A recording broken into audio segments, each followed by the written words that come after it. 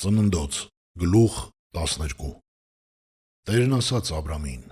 գնա քո երկրից, քո ազգականներից և քո հոր տնից այն երկիրը, որ ես ցույց կտամ քեզ։ Ես քեզ մեծ ազգ պիտի դարձնեմ և օրհնեմ քեզ ու մեծացնեմ քո անունը, և դու օրհնյալ կլինես։ Քեզ օրհնողներին կօրհնեմ, իսկ քեզ անիծողներին կանիծեմ։ Աշխարհի բոլոր ազգերը քեզնով կօրհնվեն։ Եվ Աբրամը գնաց, ինչպես Տերն ասել էր նրան։ Ղովտն էլ գնաց նրա հետ։ Խարանից դուրս գալիս Աբրամը 75 տարեկան էր։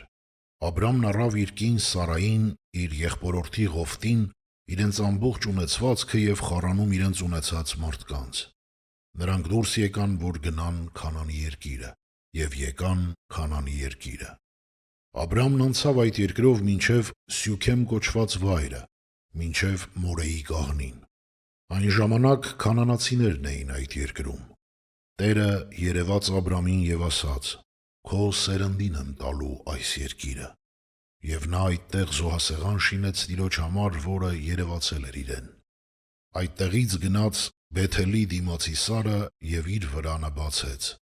Բեթելը արևմտյան կողմում էր, իսկ Գային արևելյան կողմում։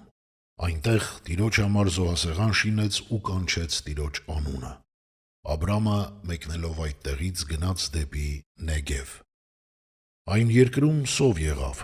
և Աբրամն իջավ Եգիպտոս այնտեղ որպես պանդուխտ ապրելու համար, քանի որ սովը սաստիկ էր այդ երկրում։ Երբ նա Եգիպտոս մտնելու մոտ էր, իր կնոջը Սարային ասաց. «Ահա գիտեմ, որ դու գեղեցիկ տեսքով մի կին ես։ Երբ եգիպտացիները տեսնեն քեզ, անպատճառ կասեն. սա նրա կինն է և ինձ կսպանեն, իսկ քեզ ողջ կթողնեն։ Ասա, թե դու իմ քույրն ես, որպեսզի քո շնորհիվ ինձ համար լավ լինի, և քո շնորհիվ ես ողջ մնամ»։ Երբ Աբրամը մտավ Եգիպտոս, եգիպտացիները տեսան, որ այդ կինը շատ գեղեցիկ է։ Փարավոնի իշխաններն էլ տեսան նրան և գովեցին նրան փարավոնի առաջ, և կինը տարվեց փարավոնի պալատը։ Փարավոնը բարիք արեց Աբրամին, և նա ոչխարներ, արջառներ, էշեր, ծառաներ, աղախիններ, էգ-էշեր և ուղտեր ունեցավ։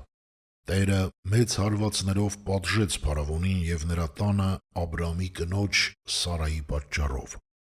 Փարավոնը կանչեց Աբրամին և ասաց. «Այս ինչ արեցիր ինձ, ինչու ինձ չասացիր, թե նա քո կինն է, ինչու ասացիր, թե իմ քույրն է, և ես էլ նրան առա, որ ինձ կին լինի։ Իսկ հիմա ահա քո կինը, առ ու գնա»։ Եվ փարավոնը իր մարդկանց պատվիրեց նրա համար, և նրանք ճանապարհ դրին Աբրամին ու նրա կնոջը նրա ամբողջ ստացվածքով։